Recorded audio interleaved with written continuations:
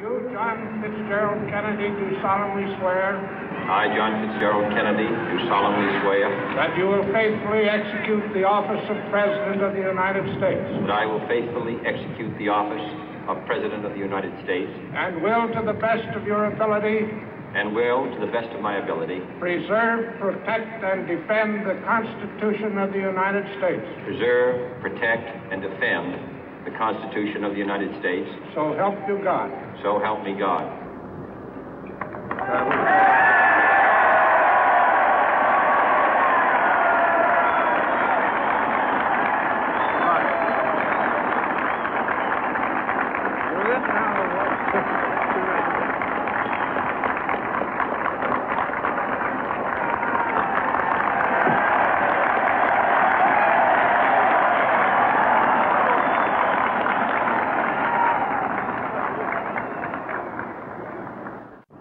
Vice President Johnson, Mr. Speaker, Mr. Chief Justice, President Eisenhower, Vice President Nixon, President Truman, Reverend clergy, fellow citizens. We observe today not a victory of party, but a celebration of freedom, symbolizing an end as well as a beginning, signifying renewal as well as change.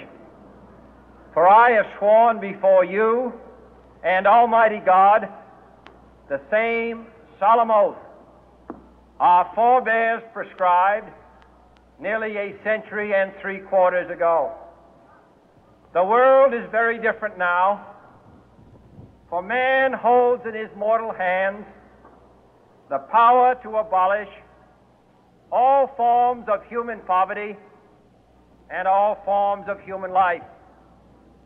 And yet the same revolutionary beliefs for which our forebears fought are still at issue around the globe. The belief that the rights of man come not from the generosity of the state, but from the hand of God. We dare not forget today that we are the heirs of that first revolution. Let the word go forth from this time and place to friend and foe alike that the torch has been passed to a new generation of Americans born in this century, tempered by war, disciplined by a hard and bitter peace, proud of our ancient heritage, and unwilling to witness or permit the slow undoing of those human rights to which this nation has always been committed and to which we are committed today at home and around the world.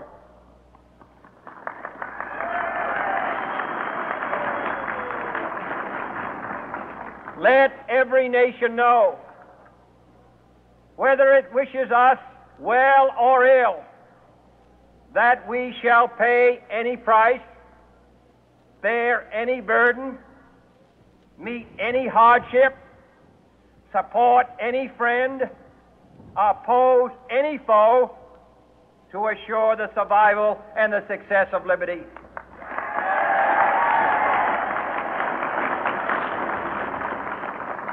This much we pledge and more. To those old allies whose cultural and spiritual origins we share, we pledge the loyalty of faithful friends. United, there is little we cannot do in a host of cooperative ventures. Divided, there is little we can do, for we dare not meet a powerful challenge at odds and split asunder. To those new states whom we welcome to the ranks of the free, we pledge our word that one form of colonial control shall not have passed away merely to be replaced by a far more iron tyranny. We shall not always expect to find them supporting our view, but we shall always hope to find them strongly supporting their own freedom, and to remember that in the past, those who foolishly sought power by riding the back of the tiger ended up inside.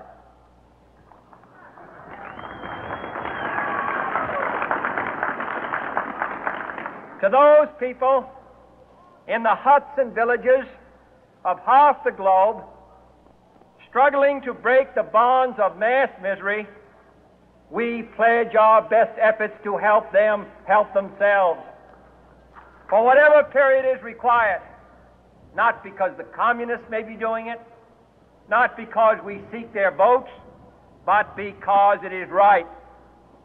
If a free society cannot help the many who are poor, it cannot save the few who are rich.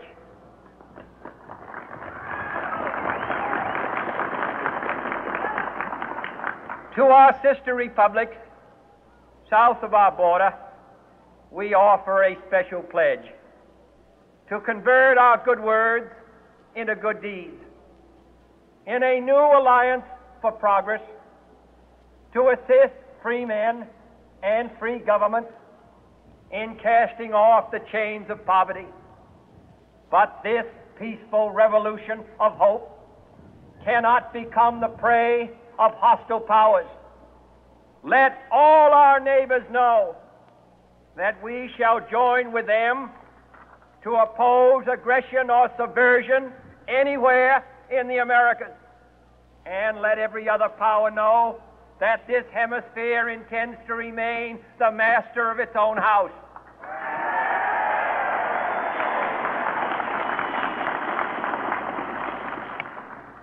To that World Assembly of Sovereign States, the United Nations, our last best hope, in an age where the instruments of war have far outpaced the instruments of peace, we renew our pledge of support to prevent it from becoming merely a forum for invective, to strengthen its shield of the new and the weak, and to enlarge the area in which its writ may run.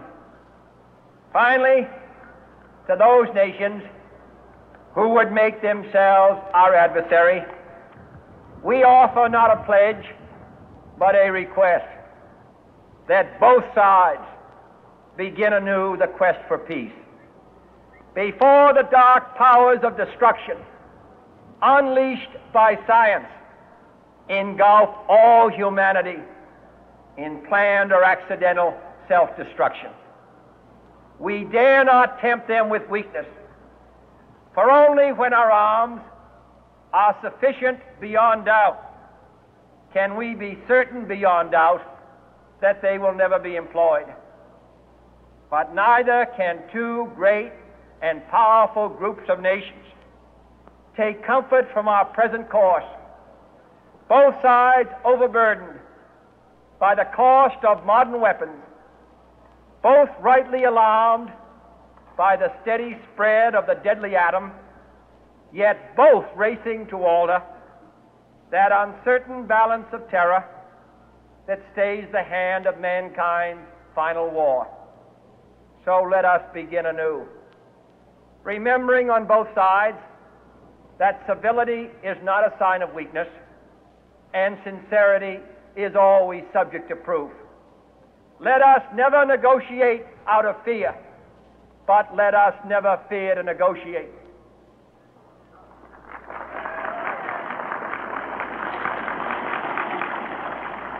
Let both sides explore what problems unite us, instead of belaboring those problems which divide us.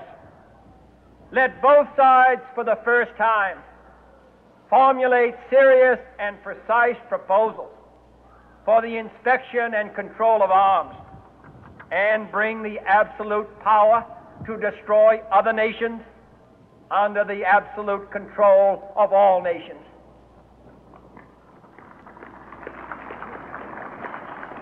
Let both sides seek to invoke the wonders of science instead of its terrors.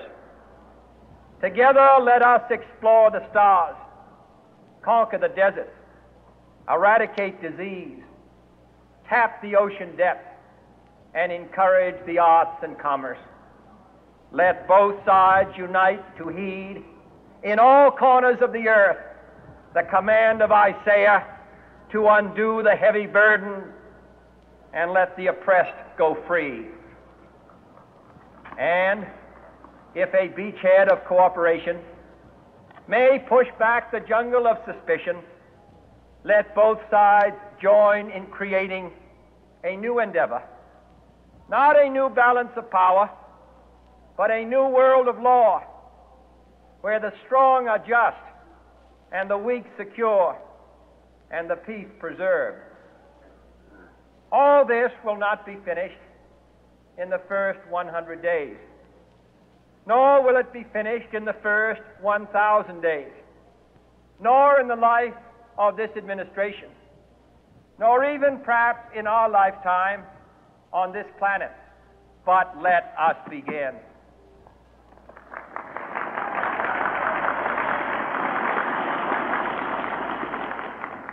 In your hands, my fellow citizens, more than mine, will rest the final success or failure of our course.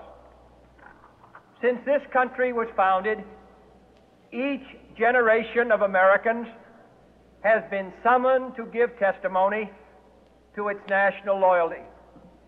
The graves of young Americans who answered the call to service surround the globe.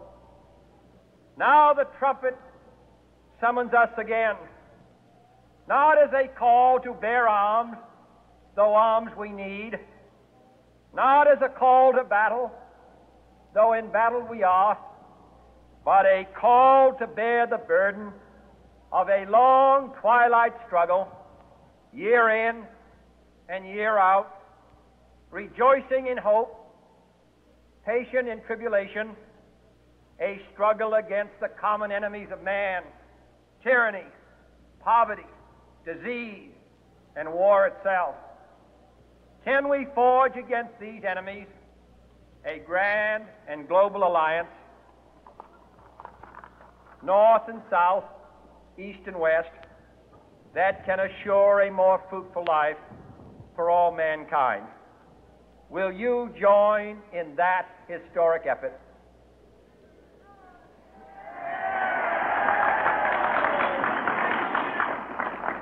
In the long history of the world, only a few generations have been granted the role of defending freedom in its hour of maximum danger.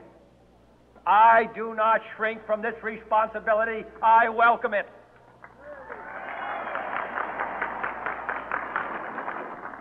I do not believe that any of us would exchange places with any other people or any other generation. The energy, the faith, the devotion which we bring to this endeavor will light our country and all who serve it. And the glow from that fire can truly light the world. And so, my fellow Americans, ask not what your country can do for you. Ask what you can do for your country.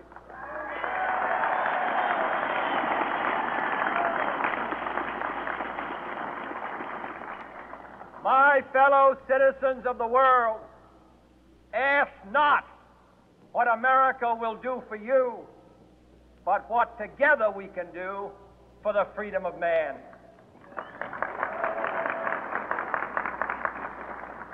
Finally, whether you are citizens of America or citizens of the world, ask of us here the same high standards of strength and sacrifice which we ask of you. With a good conscience, our only sure reward, with history the final judge of our deeds, let us go forth to lead the land we love, asking His blessing and His help, but knowing that here on earth God's work must truly be our own.